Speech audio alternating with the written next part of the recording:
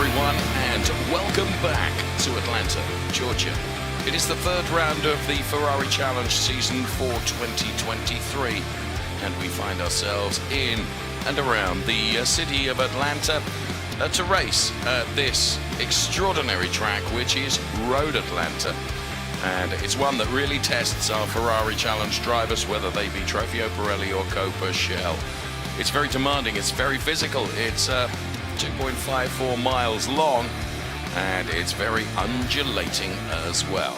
We had two epic races yesterday, and we're hoping for the same today on day two of Ferrari Challenge 2023 Road Atlanta. And what a beautiful shot that is. Hello and welcome. Hope you're well. Thank you for joining us. We have qualifying to come for our Trofeo Pirelli drivers. 15 minutes for the Trofeo Pirelli drivers, 15 minutes for the Trofeo Pirelli AM drivers to set their times, the best times possible, which will give them their grid position. Best possible grid position is the target. It is the aspiration, of course. Ready for the race to come this afternoon. It is the third round of our 2023 season, having already visited Homestead, Miami, and the Circuit of the Americas. Here we are, Road Atlanta, with still to come Montreal in support of Formula One, then Sonoma, Road America, and all roads lead to Mugello in Italy for the Finale Mondiale at the end of October.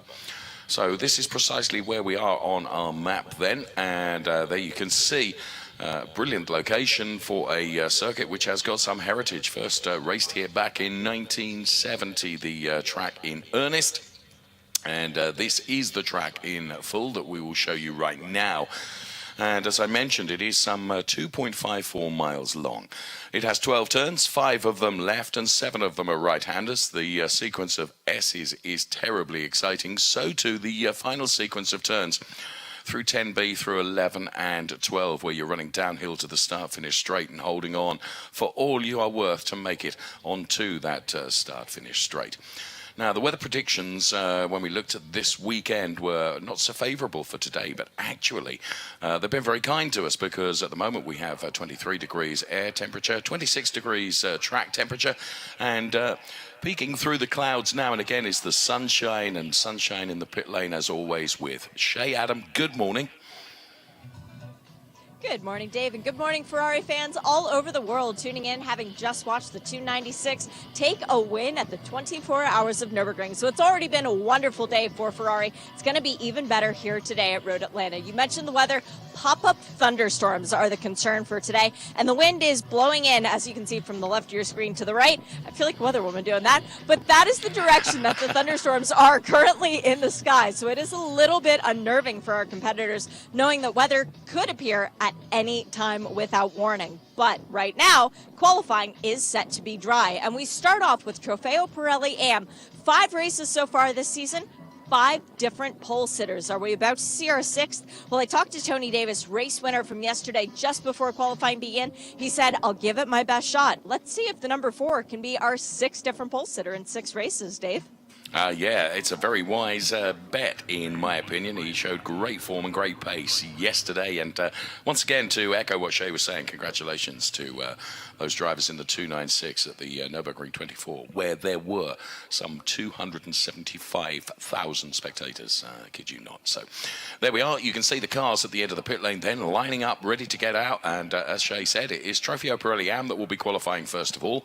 They get 15 minutes on the clock within which to set their fastest time. 10 of the drivers are in the Pirelli AM classification, and well, as soon as the light goes green, then where are we? We're about 25 seconds away from the light going green. And you're mentioning Tony Davis there, who's had a rich vein of form yesterday, that's for sure. Didn't start on pole position, but took the race win to add to his 2 other podiums that he's had thus far this year.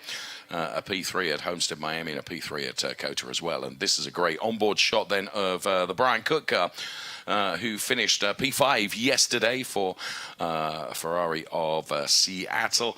And loving this shot as we go out on track now. We've got the green, so the qualifying session gets underway. This is the Ferrari Challenge North America. And the Mark Musa car that you can see heading out on from our pit lane and onto the track then. And it is short, it's sharp. The drivers have to dial the cars in, get tyres, brakes, everything up to temperature, and then get about a fast lap and to see what they can do. Now, do bear in mind that the tyres they qualify on will be the tyres that they will start the race on as well. So tyre longevity might just impact and affect how they feel. We're watching Tony Davis for Continental Autosports then, who is out there, and they're the car that was very successful yesterday with that driver at the wheel, the number 4 car of Tony Davis then for Continental Autosports, taking victory yesterday. And it must really add or take away perhaps a couple of 100s or 1000s in terms of pace, having the confidence of knowing that you can go out there, having been buoyed by virtue of the fact that you took the race win yesterday, must add to the feeling of real confidence. Tony really dialing the car into the track perfectly during the race yesterday, taking chances when he needed to, and that gave him the P1. So this is Michael Porter for Ferrari of Seattle that we're looking at right now, and he's the driver of the number 22 car, just off the podium yesterday, finished in P4, so we'll be hoping to advance to the podium steps today, coming back into the pit lane now, having done something of an installation lap, as the cars continue on their way then in this qualifying. John Horsch then that we're looking at now. I had a conversation with him earlier on, just after breakfast, to be honest with you, the Ferrari of Vancouver driver, who's always great fun to talk to and always great to watch as well. It was a P9 finish yesterday, and he'll be hoping to advance himself up the order during the course of the 30-minute race to come a little bit later on. And already we are into the 12th minute of this qualifying. Now, here is Justin Rothberg, driver of car number 29 for Ferrari of Palm Beach. Did a very good job in qualifying yesterday, putting the car pole position. Finished P2, so of course when you start on pole position, the objective is always to convert that P1 in qualifying and on the grid into P1 in the race. It didn't go for him yesterday, but he'll be hoping for that position today, potentially P1.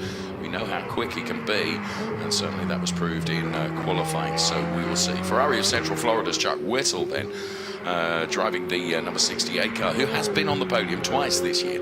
As both the races at Homestead, Miami, he took a podium, a P3 and a P2. It wasn't such a brilliant time at the Circuit of the Americas, and he backed that up with a P7 yesterday. As we run the clock now on Tony Davis to give us our first sub or semi-meaningful lap time then for the Continental Autosports driver through the chicane here, as you can see.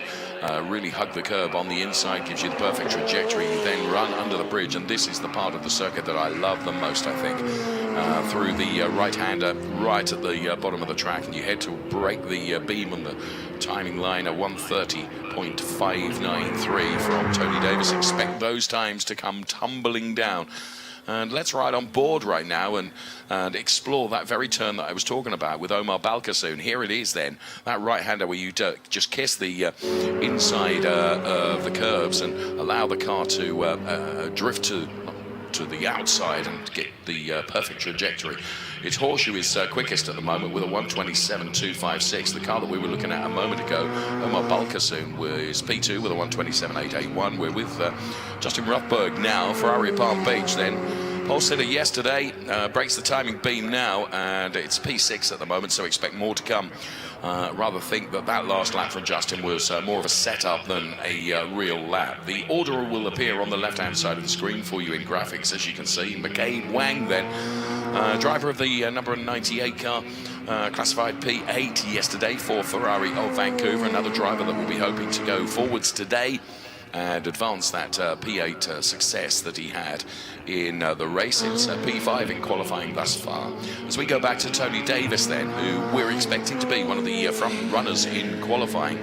And as he comes down the hill now, hugs the inside, then the car gravitates to the outside, heads towards the timing beam, and we pick that up at exactly the right time because he delivers a 1:23.775. 1:23.775 then for Tony Davis. For Continental Autosports, here comes John Horsch, currently P3, and he crosses the timing line now with an improvement to go P2 with a 1:24.523.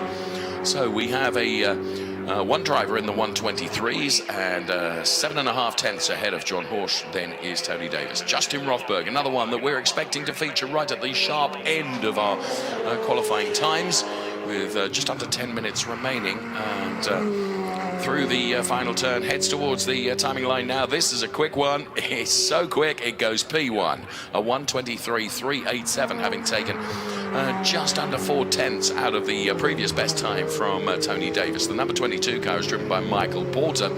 And Michael Porter then going to give us his first meaningful time for Ferrari of Seattle, and see where he sits within the run of cars qualifying for Trofeo Pirelli Am.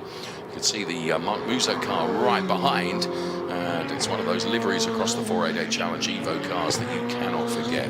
Simply stunning. So Michael Porter then through the chicane then, and we run the times of Mark Musso at the same time, so you can make comparisons between the two. Here comes Michael Porter, and I don't think this is going to be one that troubles the very top of the timing screen. Sure enough, it is P10 for Michael Porter. The order is Davis, Rothberg, Horsch, but Mark Musso improves significantly, and Mark Musso goes fourth fastest with a 1:24.561. 1:24.561.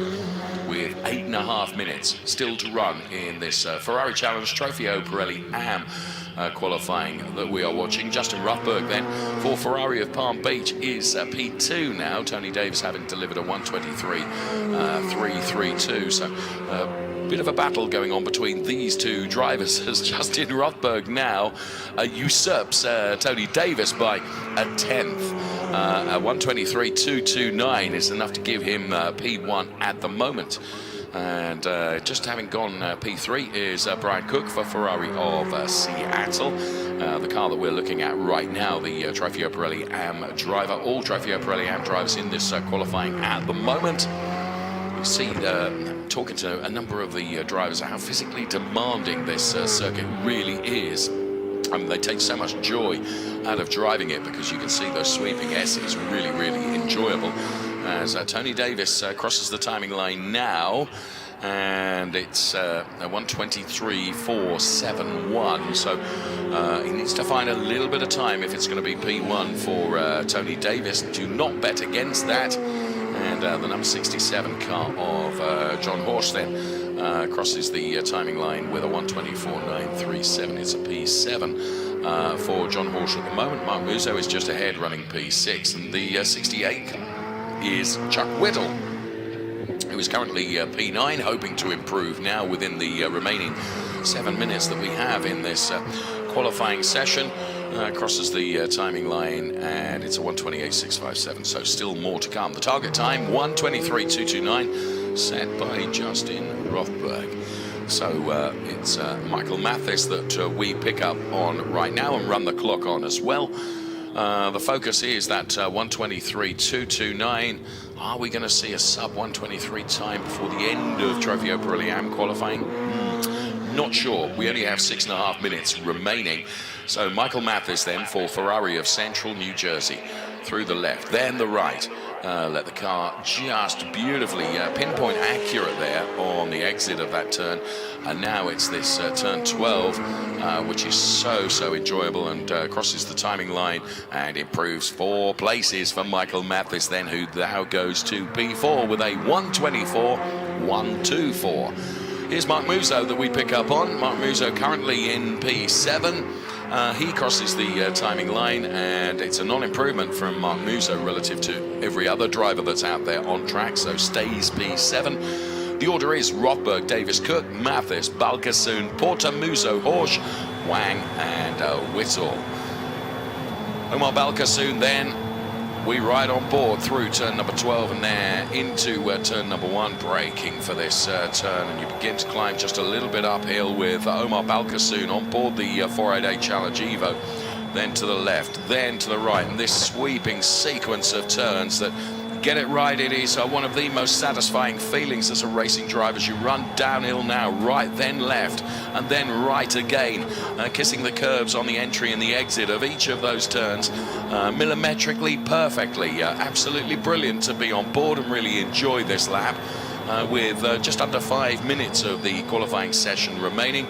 It's the Ferrari of Fort Lauderdale driver Omar Balgasoon that we are enjoying this onboard lap with right now, giving us a high-speed vantage point of this really rather challenging 2.54 mile circuit. 5 left-handers, 7 right-handers then, and this absolutely full chat flat heading towards the next turn. The number 33 car of Omar Balgasoon then.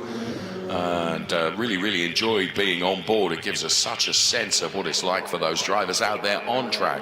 Rothberg from Davis, from Cook, from Mathis, from Omar Balgasoon, the very driver that we are watching now, who's targeting that 1:23.229 time, and heads towards breaking the timing beam now, and it is a non-improvement for Omar Balgasoon, doubtless hampered by me talking about the lap just as he was delivering it, and for that I apologize. So under 4 minutes, the order is Rothberg, Davis, Cook. Now Justin Rothberg is pretty confident with that 1:23.229 that he has delivered. This is Brian Cook, third fastest Ferrari of Seattle driver.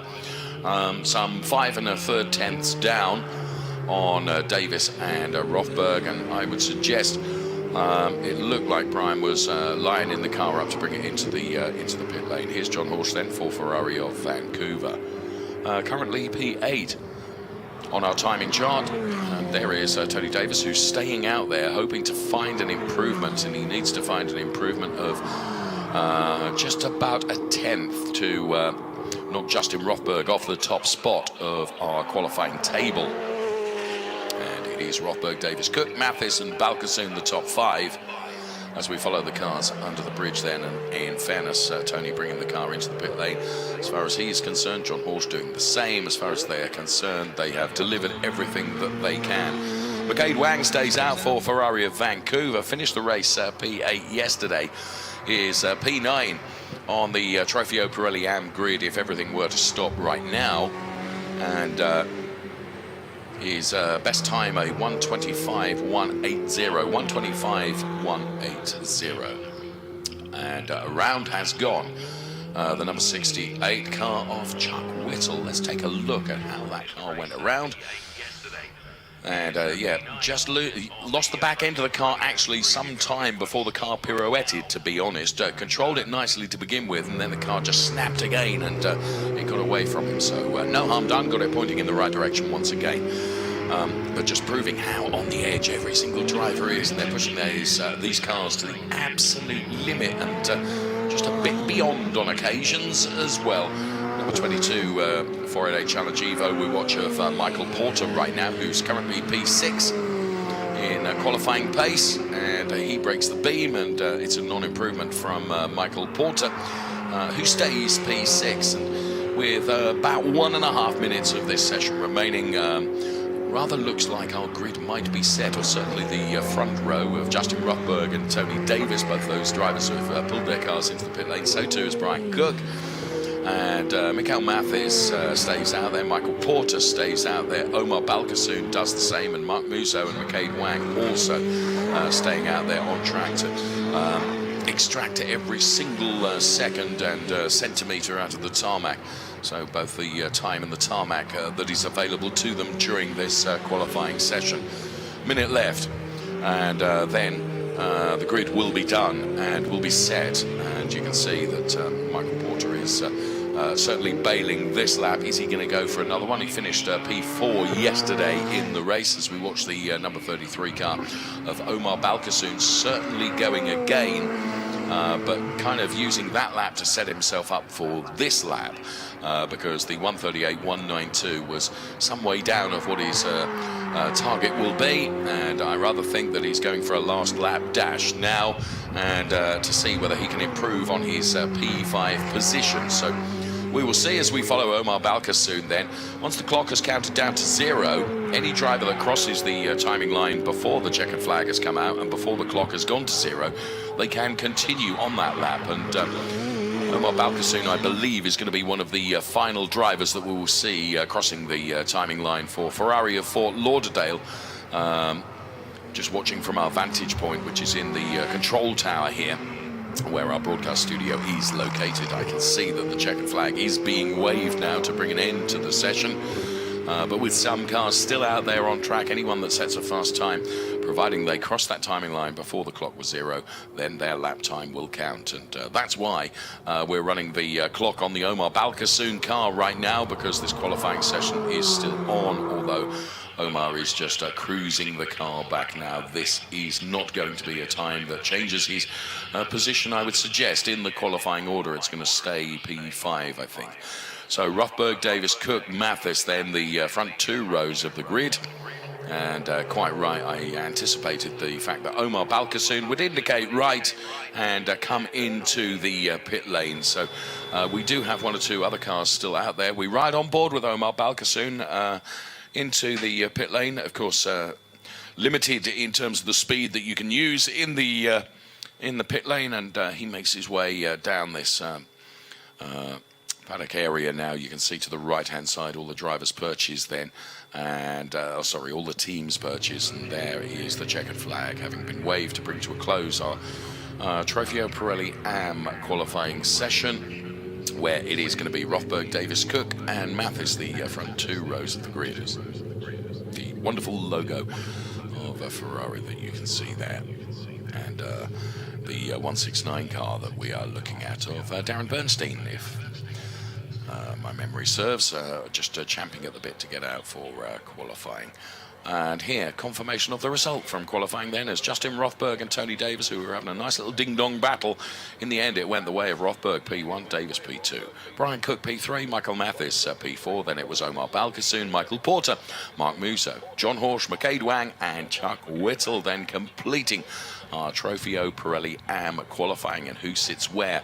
The 5 rows that will be occupied, of course, by our Trofeo Pirelli AM cars when it comes to their race this afternoon. Lovely overhead drone shot then of the paddock area here at Road Atlanta. And if you are here, then I urge you to take a look in the paddock area. There's some wonderful road cars on display, some wonderful race cars, of course, and the teams who are all terribly welcoming and friendly. You really feel part of the whole Ferrari Challenge weekend if you are here. And if you're not, maybe you can visit us at Sonoma or Road America. You would always be made very, very welcome indeed. And of course, please follow us on social media at Ferrari Races. Be part of our social media family. The Trofeo Pirelli cars will be lining up now. And indeed, you can see them lining up. But of course, successful once again in Trofeo Pirelli AM qualifying is Justin Rothberg, who is with Shea now. First time this year, repeat pole sitter, and Justin Rothberg, you've got to be thrilled to be racing at Road Atlanta. Can we race here every weekend? Yeah, I would be happy to. It's going really well. Today went really well, and I honestly didn't think I had that great of a qualifying lap, and it still ended up being pole, so I'm really happy. There's a lot of fans here today. That's a big difference as well. I saw you were getting stopped and talked to by lots of people. How much more does it mean to you to get a pole position when there's so many people here to cheer you on? It's cool. I have some family here. My cousins are here. My mom's watching from Paris. She's traveling, so a lot of people watching. Want to make them all proud. Good luck today getting another trophy. Thank you. Hello, Justin Rothberg's mum in Paris. Be very, very proud of what he's done, because it's 1:23.229. It is pole position, as Shea said, first repeat pole. And that's a lovely shot, isn't it, of the surroundings, the countryside that we can enjoy here in Atlanta. And there is just part of the paddock area that I was mentioning and enthusing over, with fans able to get in and up close to not only race cars but also road cars from the Ferrari House of Maranello as well, and wonderful to see. And also wonderful to see is the lineup of Trofeo Pirelli cars that will be heading out on track momentarily to get their qualifying session underway, to see who can do what within the 15 minutes that will be awarded to them to set their grid position for the race to come this afternoon. The races yesterday were pretty dramatic and very entertaining, it has to be said, across both Coppa and Trofeo Pirelli. It's Trofeo Pirelli qualifying that we're enjoying at the moment. Once the Trofeo Pirelli cars are done and dusted, we'll get our Coppa cars out there for qualifying too. So it's non-stop action, you know. We're good to you. Of course we are. It is a wonderful one-make series, the Ferrari Challenge, and we're here in North America, of course, and Road Atlanta. And also this weekend, the UK series of the Ferrari Challenge has been racing as we get the green flag then for our Trofeo Pirelli cars to come out on track and start to make their way around this really rather challenging circuit and to set their lap times for the race to come this afternoon. Now, qualifying times. It goes very, very quickly, just 15 minutes to dial your car and dial yourself into this circuit and to extract the best you can from the tarmac. That is a lovely shot of the S's here at Road Atlanta, and no better shot than when the 488 Challenge Evo cars are running through those S's, as we can see there. And we will have some 8 of the Ferrari Challenge Trofeo Pirelli drivers out there on track. Here's Jason McCarthy for the wide world of Ferrari. Now, Jason McCarthy was on the podium yesterday, having taken P3, and a long chat with Jason just before he went out for the race. And poor Jason has had a period of not feeling so well, and thankfully I think the trajectory is one of feeling much, much better now. And I don't doubt that having banked a podium yesterday to add to his previous 3 podiums will have made him feel a good bit better anyway. But there's no doubt about it that Jason really wants a win. And will it come today? Well, we've had 2 P2s and 2 P3s. Time for Jason to be back to the top step of the podium, potentially. So the number 11 car from Wide World of Ferrari then was champing at the bit in the queue of cars to get out there for qualifying. So here we go, the green flag is down, and this might be the first lap that we see from Jason McCarthy now that he's installed the car and dialed it in. And we will see what Jason McCarthy is able to deliver. Up next is Dave Musial Jr., or Dave Musial 2.0, the Ferrari Lake Forest driver, and very, very potent driver. He gave us such an entertaining battle yesterday, and lap after lap after lap, he was trying to put an overtake move on. Eventually, he made it stick, and it was just a joy to be able to watch. And Dave really, really enjoying his racing. Shout out to Dave's father, who'll be back racing with us very, very soon. And here now is the Ferrari Beverly Hills driver, Jeremy Clark. So Jeremy Clark yesterday finished P5. Never write off the chances of Jeremy Clark appearing right at the top step of the podium, and also doing a very good job in qualifying. Jeremy Clark is a very talented driver. In fact, last year's Trofeo Pirelli champion. So Jason McCarthy, we're running the clock on now. He's going to be the first driver to give us a meaningful lap time, potentially, in this Ferrari Challenge Trofeo Pirelli qualifying. Now, when it comes to the race this afternoon, it's really rather easy to identify whether a driver is in the Trofeo Pirelli class or the Trofeo Pirelli AM class. If it's Pirelli, as all the cars in qualifying are at the moment, then they have the red strip across the top of the windscreen. If they are AM drivers, they have a white strip across the top of the windscreen. And we're watching Custodio Toledo now warming up the car, just getting it set up nicely. A P7 finish for him in the race yesterday.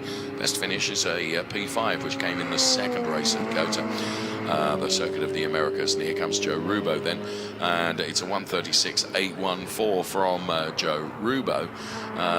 Roberto Perina, Ferrari of Seattle, has gone fastest with a 1:28.995. And we pick up on the number 21 car of Matt Gojewski then. He, of course, very, very successful yesterday. This is not going to be a meaningful lap time. Expect the next one to be from Matt. He added to his win tally yesterday by taking victory here, which means thus far this season in Ferrari Challenge North America, it's been 3 wins in total. One of them at Homestead Miami, one of them at the Circuit of the Americas, and certainly one of them here at Road Atlanta. Will he take 2 out of 2 this weekend? Well, he will do his level best to put the car on pole position. That would give him a perfect vantage to do so. As we watch once again Jason McCarthy for the Wide World Ferrari then. Currently second fastest with a time of 1:31.574. We are expecting those times to really come down significantly, and indeed they do right now with Jason McCarthy, who's taken, look, some 6 seconds out, proving that the times are going to come down.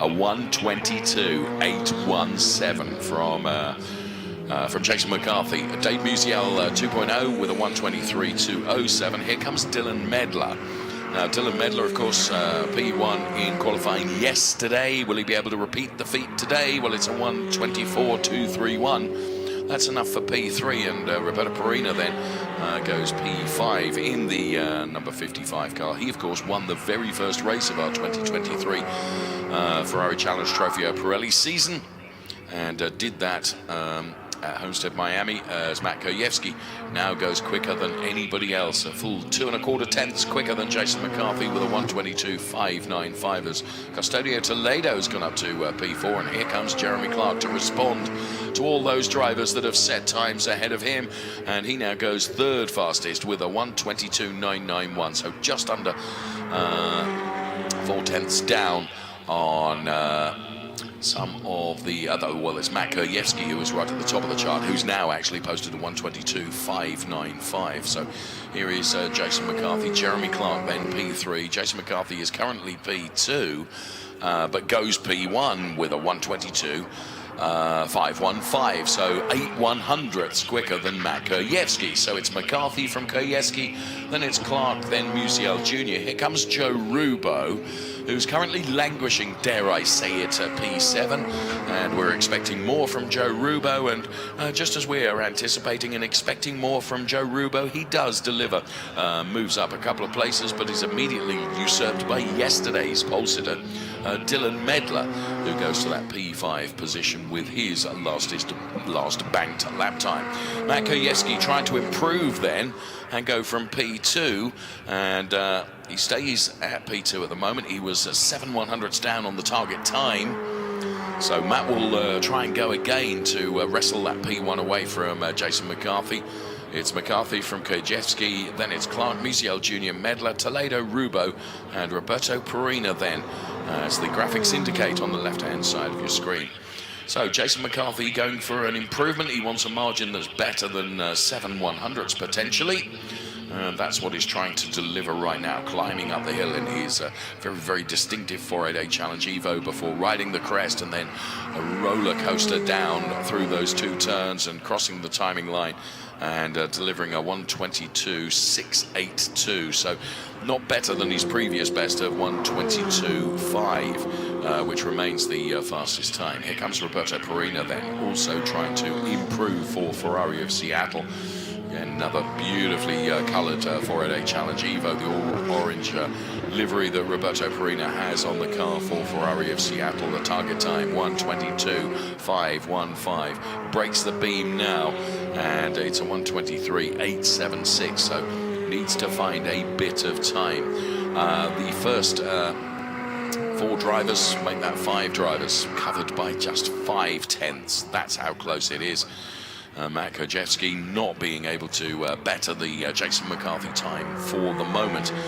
So McCarthy, Kojewski, Clark, Musial Jr., Medler, Rubo, Toledo, Perina. That's the way it looks. And what have we got? 6 3/4 minutes left in the qualifying session, so there is still time for times to improve. But do bear in mind that on the driver's focus is tyre longevity. Because the tyres you qualify on will be the tyres that you race on. Dave Musial Jr. then for Ferrari Lake Forest, who's currently 4th fastest, is targeting an improvement here. Supremely talented young driver, a really nice young guy as well. He's not going to improve this time because he's indicated right, and he's coming into the pit lane. As you can see, we pick him up then in the pit lane. Meantime, some traffic out there on track. I mean, when you've got some 2.5 miles of tarmac, Dylan Medler and Roberto Perina choosing to be very, very close to each other now. Perina can get any advantage of just running close behind Dylan Medler and getting a little bit of draft off the back of that car, potentially. So maybe that's the strategy. So the 88 car now slowing, so Custodio Toledo just looking to try and buy a bit of tarmac ahead and go for it again. Accelerates hard now, as much as you dare through turn number 12, and goes for another lap with just under 5.5 minutes of the qualifying session for our Trofeo Pirelli drivers for us to enjoy. The order is McCarthy, Kojewski, Clark, Musial Jr., And 3 of the 4 are in the pit lane, having stopped the cars. So still out there, Dylan Medler, Koyevsky's still out there, and also still out there is Custodio Toledo and Roberto Perina. We can tell that from the GPS data that we have on our timing screen as to who is still out there. And a gaggle of cars, well, 3 of them in total that you can see just in that previous shot. We can certainly see 2 here. And Dylan Medler then for the collection. Driver of car number 15 who finished P2 yesterday, and Dylan's had a non-stop podium run since the second race at Coppa, where he took P3 and then P2 here yesterday. Roberto Perina then 124.614. So the 55 car of Roberto Perina for Ferrari of Seattle, as I mentioned just a while ago, won the opening race of Ferrari Challenge at Homestead, Miami, back in March.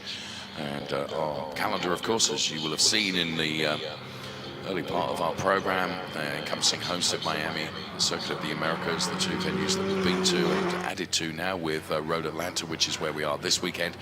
Then we're off in support of Formula One at the Montreal, the Canadian Grand Prix, between around the middle of June, ahead of Sonoma, Road America, and Mugello for the finale Mondiale right at the end of October. And of course, just ahead of Montreal, a number of our Ferrari Challenge North American drivers will be taken to the track at the Le Mans 24-hour race, where Ferrari Challenge, as one car goes in and goes in hard, and that is Custodio Toledo in the number 88 car. The session is immediately red flagged.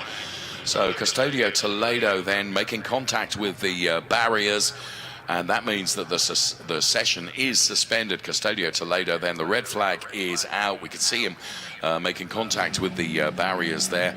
And we will, of course, look into that. And we just picked up on that just as the car was pirouetting across the tarmac.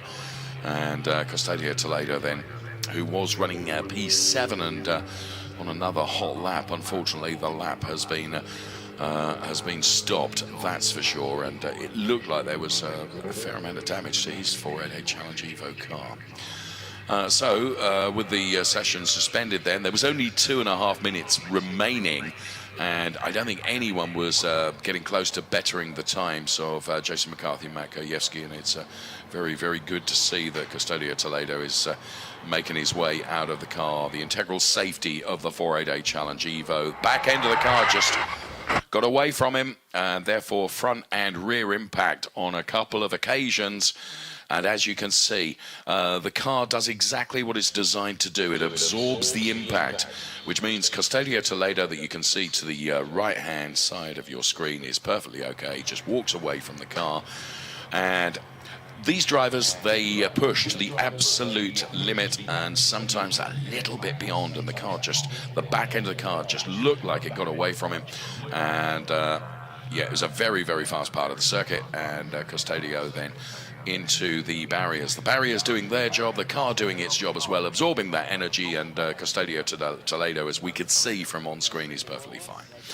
Right, this gives us time to take a look at some of the beautiful models available from the tranche of wonderful cars from Ferrari.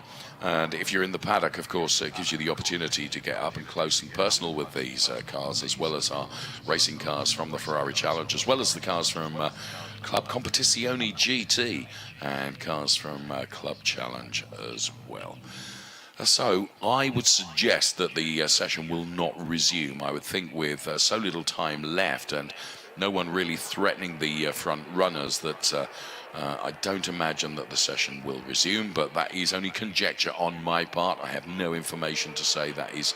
Well, I do now, because I can see from our studio that the starter is waving the checkered flag, which would suggest that the session is not going to restart, and it will be our Coppa Shell drivers that will be heading out for their qualifying session once, of course, that car has been recovered.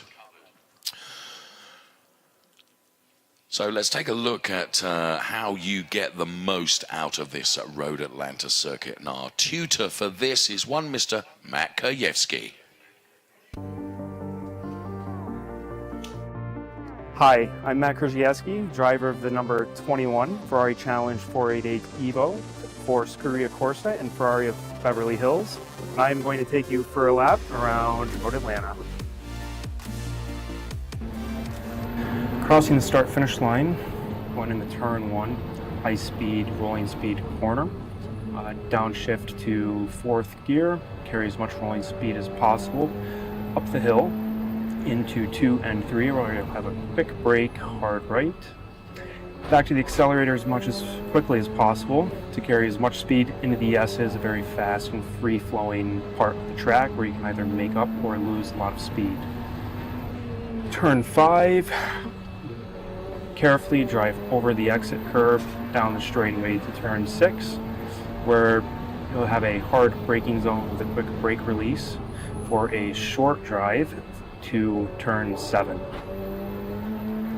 Exiting turn 7, get the wheel open as quickly as possible, drive to the exit curb, and take the very long straightaway to turns 12A and B. At the end of this straightaway, we'll carry roughly nearly 170 miles an hour into turn 12A. Braking point, the 300 board, very hard brake, quick release, and carry as much rolling speed from 12A to 12B, or you'll drive up and over the hill, under the bridge, applying to drive down into the final corner of 12, back to the start-finish line. And that is a lap at Road Atlanta.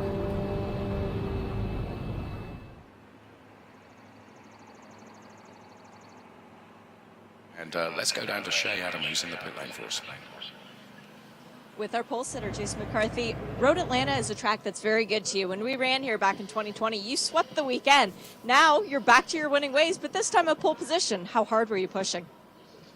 I was definitely pushing harder than yesterday. You know, I was pretty sick for a few days and slept a lot, and my mind's still not there. But yesterday was a struggle of a race, and today I decided to push it. I made a bunch of mistakes, cost me all in, I think 4 or 5 tenths, but still managed to get this, get lucky sometimes. It's a fun track. It took me, I only had a day of practice and I hadn't driven here since 2020. So it's good to finally get the feel of the track again. So I'm looking forward to the race. Hopefully it just gets more and more comfortable as my mind and body get connected again after that pretty nasty illness. So, yeah. And it's my first time here since being on a new team. I want to thank 111. They've been great, keeping my car really in great shape. I've been battling lots of injuries and difficulties, and I'm glad to finally be, in this position. Congrats on your first pole award of the year. Certainly not your last. Hope so. Well done, Shay. Jason McCarthy then, who, as I mentioned earlier on in the program, had not been feeling very well, and he's even said he made a bunch of mistakes today and cost a few tenths. Well, what he did deliver was enough for P1, ahead of Matt Kojewski, then Jeremy Clark. Dave Musial Jr. P4, Dylan Medley, yesterday's pole sitter P5, then it was Joe Rubo, Custodio Toledo, and Roberto Perino. That's the way it looks for Trofeo Pirelli qualifying. Completed and curtailed somewhat earlier as Jason McCarthy receives the focus and the attention of the media, of course, because he is the pole sitter for Trofeo Pirelli race to come this afternoon. An overhead shot of our paddock area then, and some of those road cars on display to the middle of the picture and also to the right-hand side of the picture as well. And lots of people milling around in the paddock area to enjoy the Ferrari Challenge weekend. So after seeing the car in the barriers then, obviously some work to do to A, recover the car, B, make sure the barriers and the integrity of the barriers remains there. But we do have Coppa Shell qualifying to come. That's next on our agenda ahead of the 2 races this afternoon for Trofeo Pirelli and Coppa Shell cars.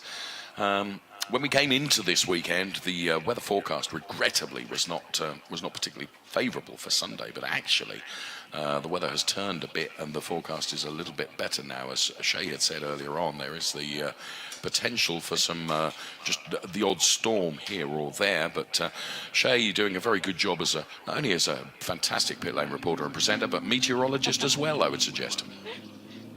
You have to multitask, Dave, and the sunnies have actually gone on at this point in the day. The puffy clouds are still out here, but qualifying is going to continue, and we still have the slick Pirelli tires on all of these cars.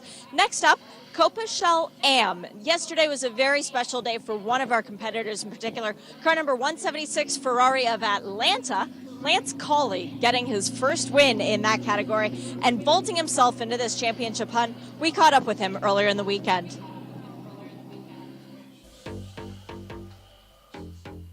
I've always liked nice cars, and about 14 years ago I bought my first Ferrari. And I went to the first Circuit of the Americas F1 race with some friends who had Ferraris in the Ferrari Club. And I saw the challenge race, and I said, I want to do that. And they said, you should go to racing school. And I bought a 430 Challenge. But then 8 years ago I started Ferrari Challenge because my team, crew chief and manager, went to Ferrari of Atlanta and started the team up with Ferrari of Atlanta. So I've been with Ferrari of Atlanta racing them for 8 years. 2 weeks ago, I went to the F1 race in Miami and stayed at Ferrari Hospitality, and they had a special event for Monza SP1 and SP2 owners. And in that event, my car was there, along with 24 other Monzas, and we got to do about 5 laps at good speed on the track. I took Cyril Chotsky's son with me, because Cyril has an SP1. I took his son, and he was just so helpful and so excited, and he took pictures. We had a blast. Web Columns at Ferrari of Atlanta has been so wonderful dealer for me. He's done so much for me. I'm going to go to Le Mans and race in the Ferrari Challenge race, and then I'll be in Montreal. So I'm very passionate about Ferrari. And my wife Nancy's very supportive. I couldn't do it without that. What a fantastic job he did yesterday, and absolutely loving his racing. As he mentioned there, heading off to the Le Mans 24-hour race, where Ferrari Challenge will be supporting that, the 24-hour race. Of course, Ferrari back in the top class of Le Mans with the hypercar. So it's a very, very big year at Le Mans for Ferrari. Big year for the Ferrari Challenge drivers that will be there in support. And I have to say, I've got the privileged position of being part of the drivers' parade, which happens on the Friday of the Le Mans weekend. Very much looking forward to that. Coppa Shell drivers then are standing by to get out for their qualifying session, but of course you can see the safety team that are at work where that incident happened earlier on, and they're just making sure that the safety barriers have retained their integrity, and we're good to go with qualifying. And as soon as we are, then that will happen. No news yet from race control on my screen as to when we will get a green on the session, but I don't think we're so far away from that happening. And we will have 15 minutes on the clock for our Shell drivers, and 15 minutes for our Shell Am drivers as well. Let's go on board the Lisa Clark car right at the front of the pack, champing at the bit. I had a conversation with Lisa earlier on today, and I think it's fair to say that Lisa wanted more out of the race yesterday, and so we'll see what Lisa is able to do today. But it was P4. She wasn't on the podium yesterday, and that will have been a bitter disappointment. She was on the podium with regards to being fastest of the lady racers, but that's she wants to be on the top 3 positions, of course. Well, you certainly can't bet against Lisa achieving that. Very, very talented driver, that's for sure. As was proven at Homestead Miami, of course, with 2 wins out of 2 race starts there. And Lisa was racing just last weekend, incidentally, in the European series of the Ferrari Challenge at Spielberg in Austria. Ferrari Challenge, which extends right across the world. We have not only our fantastic series here in North America, we race in Europe as well with the Ferrari Challenge Europe. We race in the UK with the Ferrari Challenge UK, and we race in Japan as well with Ferrari Challenge Japan. So lots of opportunity for Ferrari racing drivers to take part in this wonderful one-make series. And there's also a healthy interchange of drivers across the world also, because drivers like Lisa Clark, who choose to on occasions go and race in the European series, and likewise Europeans have raced in North America, and that's what's really wonderful about this Ferrari Challenge series. And thankfully that trade-off continues also with voices, I'm pleased to say, because that gives me the opportunity to work with someone like Shay. Well, and Dave, we missed you at the last round, which was at Circuit of the Americas, where we had Ferrari racing days. We were treated to not only some great racing, but also some beautiful cars, much like the beautiful cars we've got here. But these ones were a little bit more elite. So before we move on to qualifying for the Coppa Shell classes, let's take a look back at Austin and Circuit of the Americas.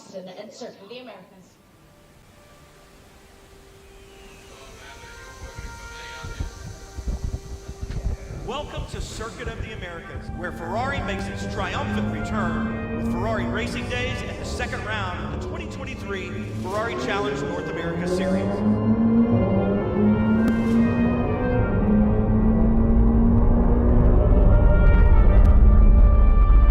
It's time to let the horses run.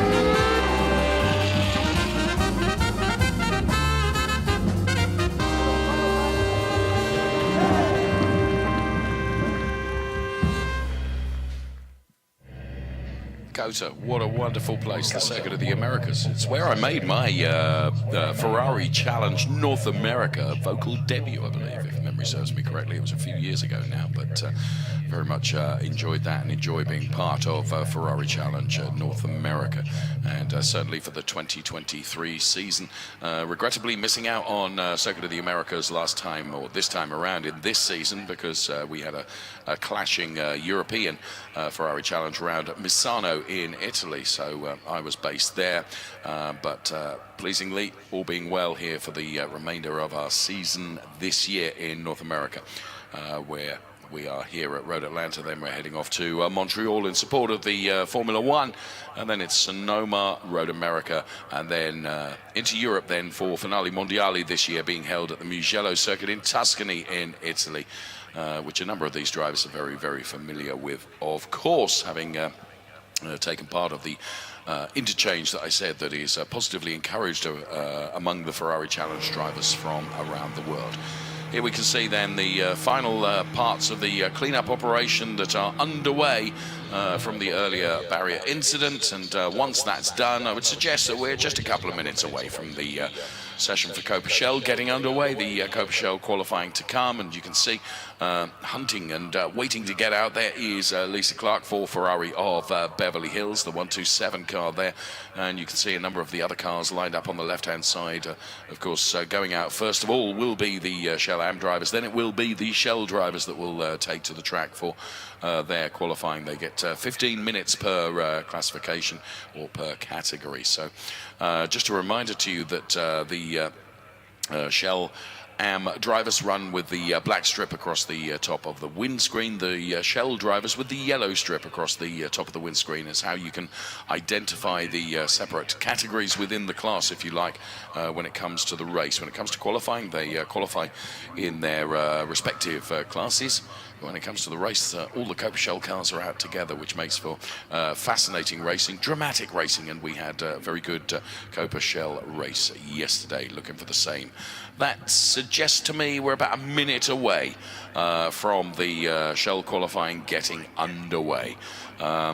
Hope I've interpreted that correctly, and that the marshal at the end of the pit lane was not just pointing at somebody. But I think we are about a minute away, so not long to wait. Thank you for your patience, but of course it's critical that we make sure the track is in a perfect condition to go qualifying for our drivers, and the teams here doing a very, very good job, and we thank them, because without those volunteers that support motor racing around the world, we would not be able to enjoy this wonderful sport that we do. So we urge you to be part of the social media family at Ferrari Races, of course, as we look at the 132 car of Jan Bernier. And Jan Bernier, who is a very, very good driver. He took P3 in the very first race of the season at Homestead, Miami this year. And now my interpretation of the marshal at the end of the pit lane was correct. We had a minute to go, and here we go. We get the cars away then for their qualifying session. Coppa Shell Am, first of all, for 15 minutes. Then it will be the Coppa Shell drivers that will be out there doing their qualifying. So we've got 12 Coppa Shell Am drivers that will be contesting this 15-minute qualifying session. And heading out, first of all, was Lisa Clark, because she was at the head of the queue. Well done to the team for getting the track back into a position where we can enjoy our qualifying session. Let's go on board with Lisa Clark right now. Coppa Shell Am racer, very, very talented driver. And Lisa and I had something of a laugh in Austria, because I said that Lisa was cool, calm and collected, and also very quick. And she really rather liked that. So I hope that sticks and stays. Lisa is fourth gear, fifth gear now, as you can see, climbing up the hill. And just over the crest there, building as much speed as possible, of course, into sixth gear now, using this as something of a warm-up and an installation, of course, for Lisa Clark and all the other drivers that have taken out to the track to get their qualifying underway. It sets the grid for their race to come this afternoon from our Ferrari Challenge Coppa Shell drivers, the Shell Am drivers, the first of those to show in qualifying session. The Roger Montfort car finished on the podium yesterday. The 101 car driver combination. And Ferrari of Central New Jersey being followed by Darren Bernstein, I believe that is, and finished P10 yesterday. Have I picked that correctly? No, I haven't. It's Jeff Nunberg. Apologies. Jeffrey Nunberg, who finished P8 in the race yesterday. So Ferrari of Central New Jersey, Coppa Shell Am driver Jeffrey Nunberg. Another driver that is well worth watching. His best finish thus far this season was P2 in the second race at the Circuit of the Americas. And no mistaking this car and the livery there, Jerry Walters for Ferrari of Vancouver. Had a nice chat with Jerry just after breakfast this morning here at the circuit, and Jerry absolutely loving her racing, and the car looks resplendent. There's no question about that, and finished a very creditable P6 in the race yesterday. So we await the times to come to our screen once the drivers get all installed and onto the right trajectory for posting times. We're looking at the 153 car of Neil Langberg. They're just making way for faster drivers who are on potentially hotter laps. The Ferrari South Bay driver making way. Good gentlemanly racing conduct there going on to not hamper anyone that is on something of a hot lap. As Lisa Clark crosses the timing line and gives us our first time. Let me say that it's a time that is going to be certainly bettered by Lisa, because it was a 1:41, and already we've seen a 1:34 triple one time come in from Jerry Walters, funnily enough, the Ferrari of Vancouver driver that we were talking about just a couple of moments ago. Bruce Cleveland now we watch as Bruce Cleveland for Ferrari Silicon Valley out there qualifying, and Bruce Cleveland then and braking now into the left-hander, the 124 car of Steve Czech for Rancho Mirage, who finished P5 yesterday. The Coppa Shell Am driver ready to break the timing beam as Cleveland goes quickest with a 1:29.591, and Steve Czech finds P2 time with a 1:30.414. The 146 car of Dana Goodwin, we can see right now climbing up the hill. So Dana Goodwin, Ferrari of Newport Beach, Coppa Shell Am driver, finished P7 in the race yesterday. And riding on board once again with Lisa Clark. Now, this sequence of turns, this final turn, turn number 12, you just kiss the inside curb, which just trajects the car nicely to the outside and gives you the perfect in for turn number 1. But it was a good lap from Lisa Clark, a 1:26.783. Second fastest, it's Roger Montfort that is quickest at the moment for Ferrari of Central New Jersey. As we watch the car of Darren Bernstein now coming down the hill and crossing and breaking the timing beam now. It was P11. That's a good move up the order to P7 for Darren Bernstein. I had a chat with his son earlier on today, and just hearing of their racing plans during the course of this season. Bruce Cleveland, who was momentarily at the top of the chart, is now P5. Let's see if this is going to be an improvement. The target time of 1:26.742. And for Bruce Cleveland, it certainly is an improvement. And he delivers what is now the fastest time, a 1:26.275. 1:26.275 usurps the time set by Roger Montfort. Who is that to the left-hand side of the screen? Just zooming in there to take a look at the car that is stricken there. And we get a red flag because we have got that car, as I say, stricken on the track. And that means that for safety reasons, the session is suspended. And there you can see, parked up, not going anywhere. Now, clock is continuing to tick down on this session whilst that car gets recovered. Just looking at and wondering whether that is the car for yesterday's race winner, Lance Corley. Not sure. He runs certainly an all-red car like that. As you will recall from the success yesterday, we watched the car of Jeff Nunberg come into the pit lane, and also the car of Darren Bernstein coming into the pit lane as well. So the session is suspended. The red flag is out for that car that is stricken at the top of the hill. That will be recovered, and we will get back to this qualifying session.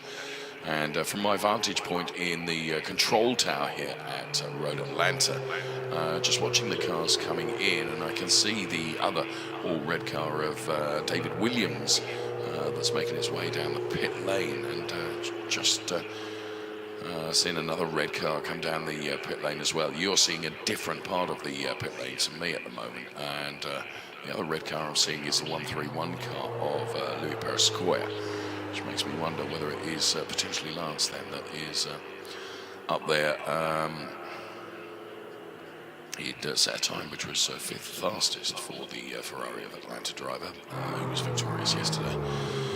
And there is the Lisa Clark car, as the cars making their way back whilst the session is suspended with the red flag just momentarily. Interestingly, we've had two suspensions in our qualifying sessions during the course of the day today, and the 145 car that we can see of the 146 car that we can see of Dana Goodwin, and there all the drivers lining up once again then in the pit lane, hoping to go again. It was when the session was stopped, it was Bruce Cleveland who was at the top of the chart ahead of Roger Montfort and Lisa Clark, and then Steve Check was fourth fastest. Here's Shea Adam for us now. Well, you just mentioned Steve Check, fourth fastest. He had his best ever race result in yesterday's race, and I like to think that had a little something to do with the fact that we got to know him a little bit better earlier in the week. So I've only really even been into cars for like the last year and a half, and I was introduced to the Corse Pilota, driving program, and I took the first class thinking whatever, it was close by, and next thing you know, I took the second class and the rest of the classes, and here I am, like little over 1 year later, so it's pretty crazy. I'm a member of a club out in Southern California, and the team has a garage right there, and they've just been very receptive from day one. And I think the team is about safety, of course, first. We're competitive, we want to do well, but also about fun. And this is actually just my second race. So I did Coda here about a month ago, and then here, and the whole experience is a blast. I mean, I did attend and watch 3 races last year, so I kind of knew what to expect, but being out there with the other drivers and mixing it up, at my level, it's a lifetime dream.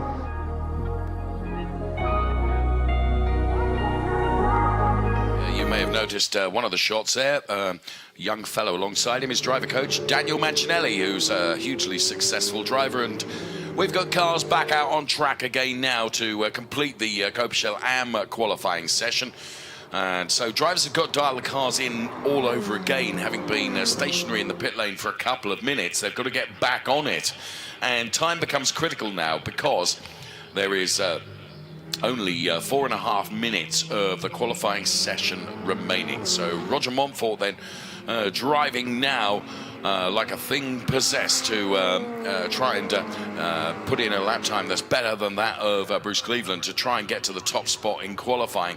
That was used very much as an installation lap. It will be the next lap that will be the one that we will eagerly look at the timing of.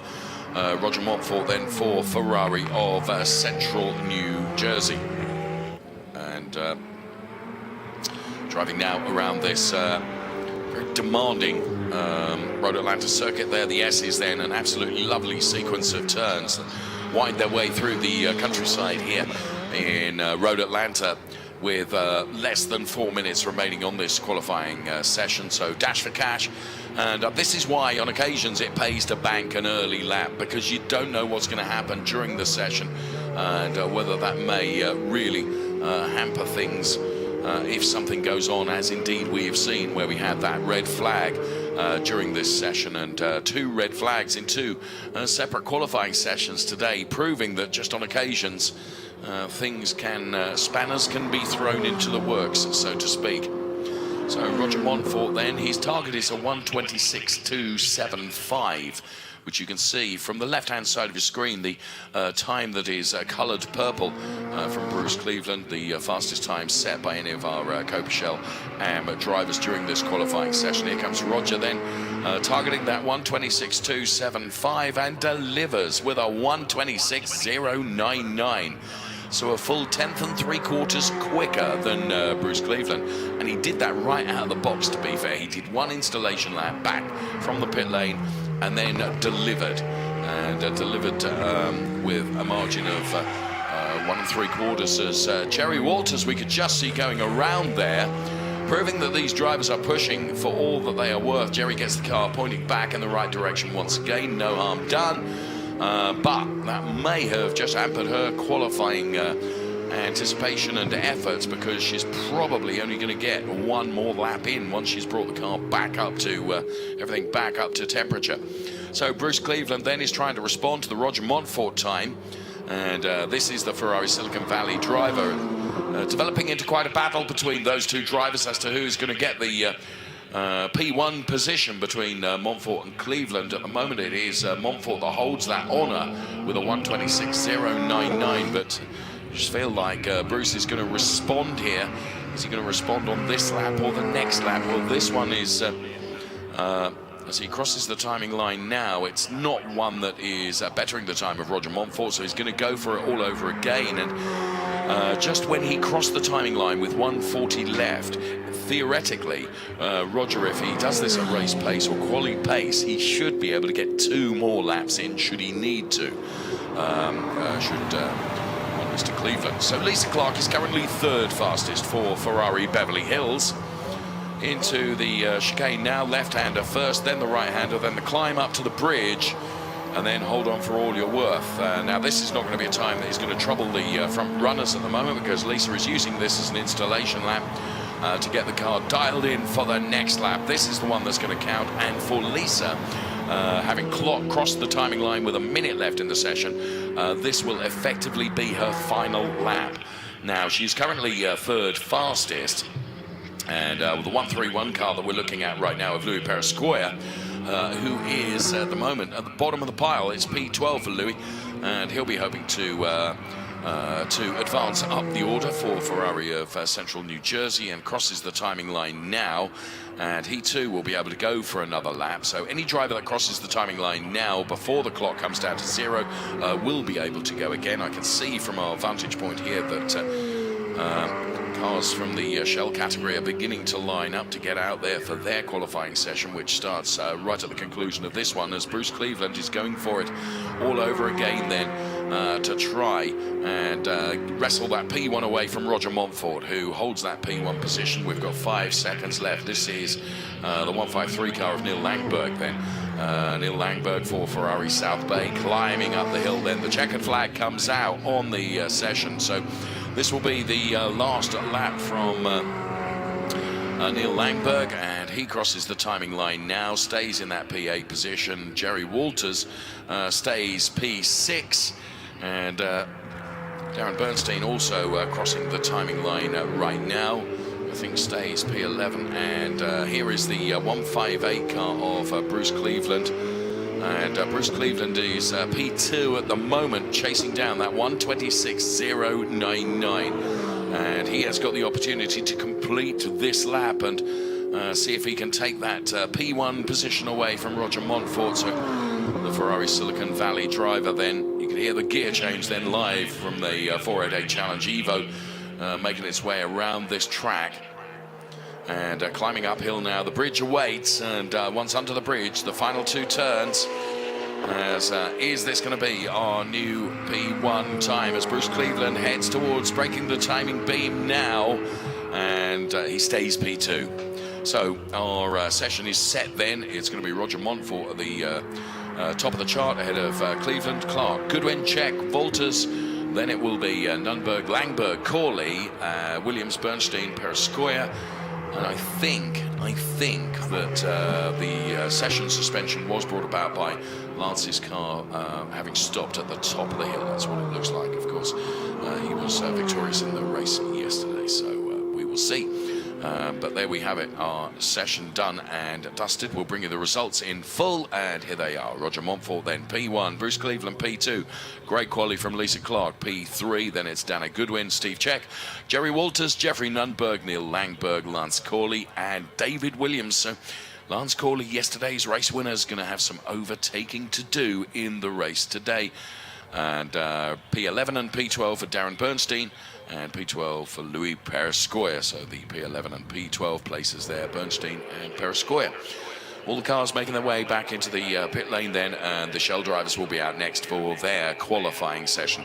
15 minutes for those drivers, and they're champing at the bit to get going. As you can see, in the first one of those in the queue is Matt Dalton. If my eyes are not deceiving me, my eyesight, like many other things, failing with the ravages of time, you know, but it does look like Matt Dalton to me for Ferrari of Long Island.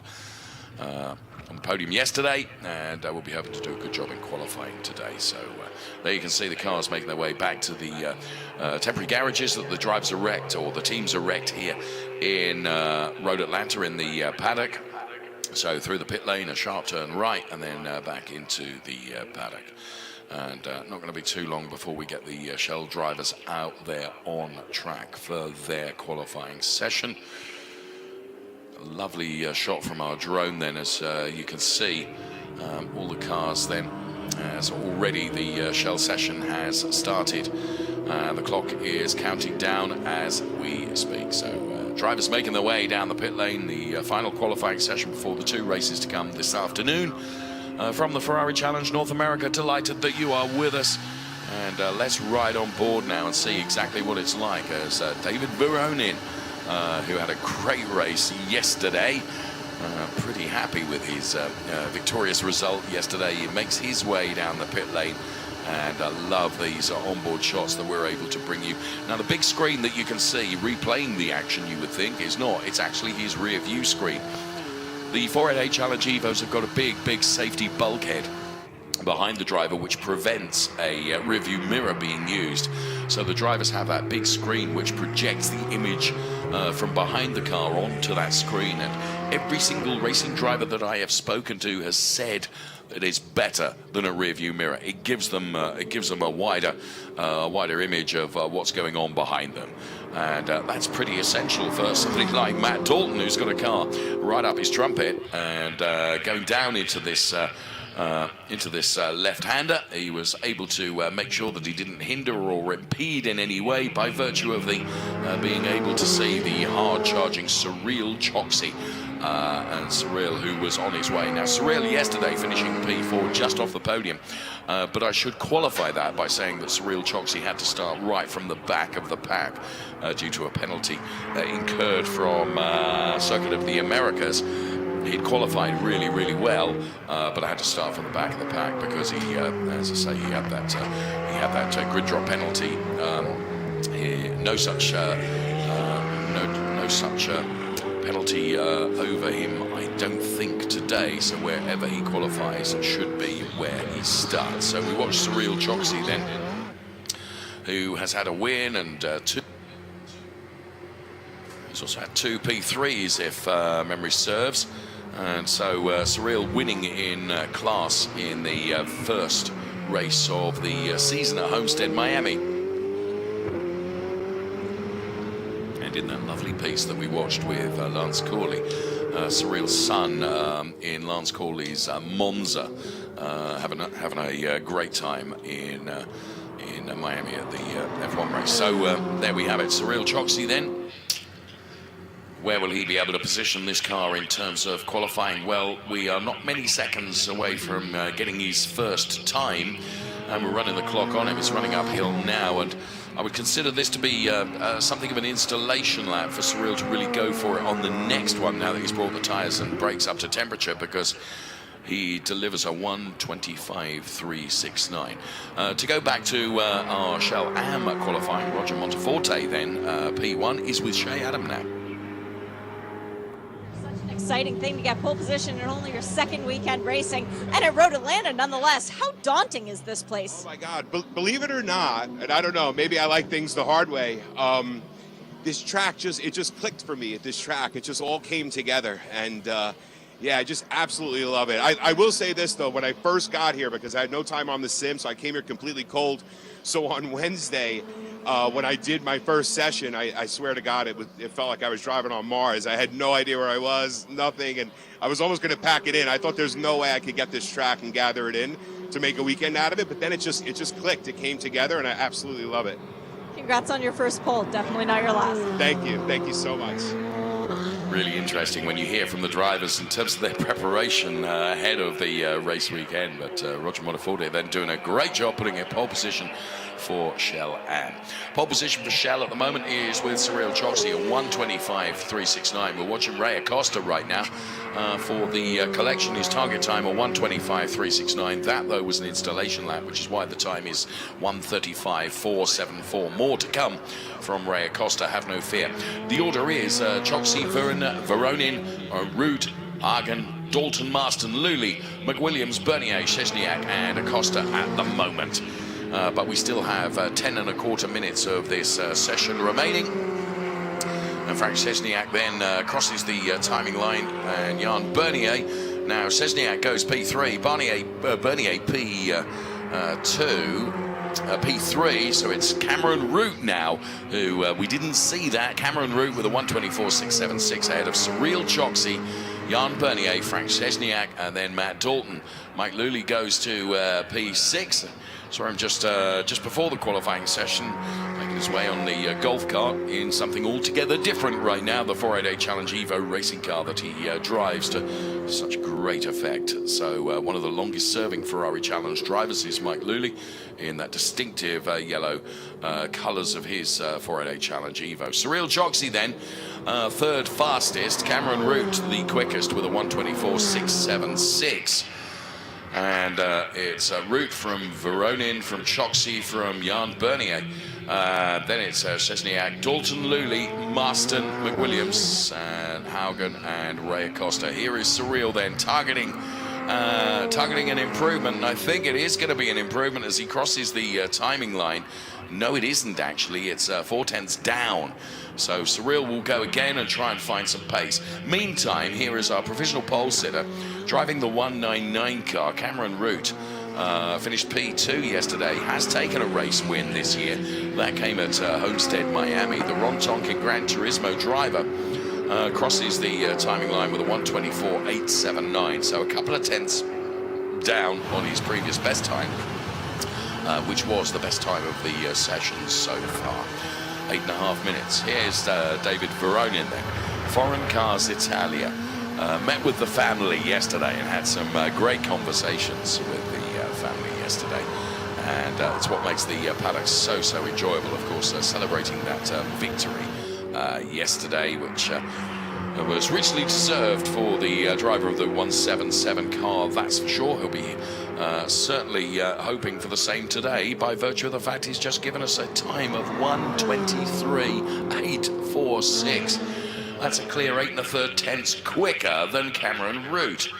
Now, Cyril Choksi is going to try and respond, I feel sure. So David Voronin then with a brilliant qualifying time. Here comes Cyril Choksi.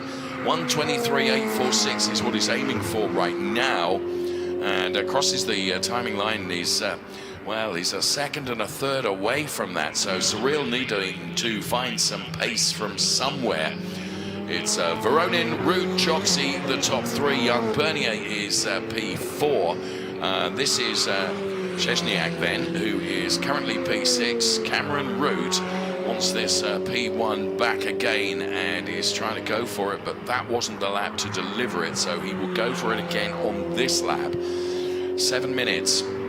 And there is Cameron Root. Meantime, there is our provisional P1 driver. Now, at this stage in the qualifying session, to have a margin of 8 1/3 tenths over the next best driver, that's a very good position to be in. Tor Haugen then, finishing the race P11 yesterday for Ferrari Westlake. Target is there in purple on the right-hand side of the graphics below, 1:23.846 as Tor crosses the timing line and does not improve, therefore stays P7. So it is Voronin, Root, Choksi, Bernier, the top four in our Shell drivers. And the only driver to have put it into the 1:23s is David Voronin. And here's Ray Acosta. And Ray Acosta currently is 11th fastest. He needs to find some time from his car engineered by the collection dealership. And target time 1:23.846. This is not going to trouble that time, I would suggest. But it is an improvement by 1 place, and he goes ahead of Mike Luley now to take P10 in this qualifying session, with 6 minutes of track time available to these drivers in this qualifying session, the 107 car of Ray Acosta. So Voronin, 1:23.846, Root with a 1:24.676, then Cyril Choksi, 1:24.902. And we're watching the 126 car of Eric Marston climb up the hill now, the Ferrari Beverly Hills driver. Big shout out to Eric's wife, who is watching as always, and Eric doing a good job out there, but he's not able to better his P8 at the moment. But Eric Marston in that P8 position, it would, if it all stayed the same now, would be a row 4 start for Eric Marston then. Voronin and Root maintain their P1 and P2 positions. The 125 car of Tor Hagen finishing the race P11 yesterday for Ferrari Westlake, and in qualifying at the moment is P7 with the time that was set of 1:26.313. Frank Szczesniak also looking for an improvement, as indeed are every driver out there in the qualifying session. It's 6th fastest at the moment for the Ferrari of Austin driver. Climbing up the hill now, and underneath the bridge then the 2 right-handers, and heading towards the timing lane now, and crossing it, and stays P6. So some 2 seconds and 3 tenths down. Here's Cameron Root. Wants this P1 position back again. He's got to find quite some time, to be fair. And as he crosses the timing line, he doesn't do it on that occasion. He narrows the margin, but does not narrow it enough. It's a 1:23.638 now. That is a big gap to Cameron Root. So David Voronin then with a 1:23.638. Still the only driver to put it into the 23s. If anyone is going to get close to that, surely Cameron Root is going to be one of those. The Ron Tonkin Gran Turismo driver. At the moment, the closest he's been able to get is a 1:24.642. Voronin, Root, Choksi, Bernier, the top 4. It's a really good qualifying from Jan Bernier. The 1-2-3 car here, you can see Robert McWilliams, who is currently 10th fastest and is not on a paced lap at the moment, and is indeed coming into the pit lane, and I would suggest that that's Robert McWilliams' qualifying session over, because with only 3 minutes remaining, not going to get back out on track again. I would have suggested. Jan Bernier then looking to improve on his P4 time of 1:25.223. And this looks good, to be fair. Jan Bernier crosses the timing line, and it isn't an improvement. So he stays P4, 2 3/4 minutes, as Cameron Root just crosses the timing line and goes quickest with a 1:23.544. I just picked that up on the timing screen just as he crossed the timing line. Cameron Root, by 9/100ths, is quicker than Dave Veronin. So David Veronin then, who is in the pit lane, he's not going to be able to come out and respond to that because there's not time to do it. And you can see that Cameron Root now has bailed because he's done what he needs to do, and I think he timed that absolutely to perfection, to be fair, as we watch Cyril Choksi, who is also trying to improve at the same time. And Cyril Choksi, the Ferrari of Denver driver, is P3, but I would say that this is certainly not a quali pace. I think we are done and dusted relatively. There are still some drivers out there on track who are trying to improve. There's no question about that, but Frank Szczesniak is one of those. But I think the battle for the top spot is probably done and dusted now, and it's gone the way of Cameron Root. So heading towards the timing line now, here is Frank Szczesniak. Then it was P6, and as he crosses the timing line, it's an improvement of 1 place to P5. So well done to Frank. It's another place gained on the grid with 1.5 minutes. Now Cameron Root makes way for Mike Luley, who's also on a trajectory of an improvement in the 112 car, heading up the hill now. He's got the bridge to go underneath, which he's done, and then the final right-hander, and head towards the timing line, and it's P9 for Mike Luley, so he improves 2 places, goes from P11 to P9. So still lots going on in this qualifying session before we reach its conclusion. And but Cameron Root has brought his car into the pit lane, I can see from our studio vantage point. So as far as he is concerned, he's done enough to guarantee himself that P1 position, and I think he probably has, because the drivers that would respond to that are the likes of Veronin and Choksi, who are also in the pit lane. Fairness, Jan Bernier is still out there. Could he pull something out of the bag and wrestle it away from Cameron Root? It's not beyond the realms of possibility, but he would have to dig deep, I would suggest. We've got 20 seconds remaining. Anyone that crosses the timing line before the clock has gone to 0 can go again. But Jan Bernier is one of those, and this will be Jan Bernier's final lap, because the clock will be at 0 by the time he reaches that. Is the 132 car climbing up the hill then. And target time of 1:23.544. It's not going to be bettered, because Jan goes into the pit lane, and therefore the session is done. And our Coppa Shell grid, the first row, is going to feature Cameron Root and David Veronin once again. Another tantalizing prospect for the 30-minute race to come a little bit later today. It's the Ferrari Challenge North America, as the final cars cross the line. One of those was Mike Luley in P9. Frank Szczesniak is still out there. Now, he crossed the timing line before the clock had gone to 0, so he could be an improver from his P5 position, which is why we run the clock on him. Accelerates now. Drives the car up the hill, and P5 for the Ferrari of Austin driver. And there you can see he is the last driver out there in this qualifying session. What can he deliver? Will it be an improvement? Not sure that this is looking quite quick enough to do so. Taking a look, but I've been wrong before on many occasions. I don't think there's any disputing Cameron Root, though. No, Frank has bailed the lap and does indicate and goes in. So I was right to ascertain that it wasn't at quali pace. Therefore, the grid is set for our Shell drivers. It's Cameron Root from David Veronin, Cyril Choksi, Jan Bernier, Frank Szczesniak. Then it is the 133 car of Matt Dalton.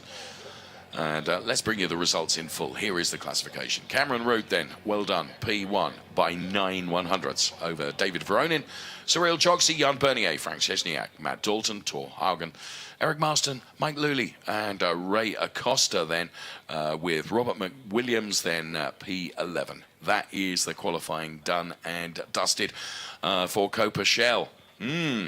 A tantalising prospect for the race to come this afternoon. Very much looking forward to that. And the sun beginning to shine here at Road Atlanta as well. What more could you ask for? Not a lot, really.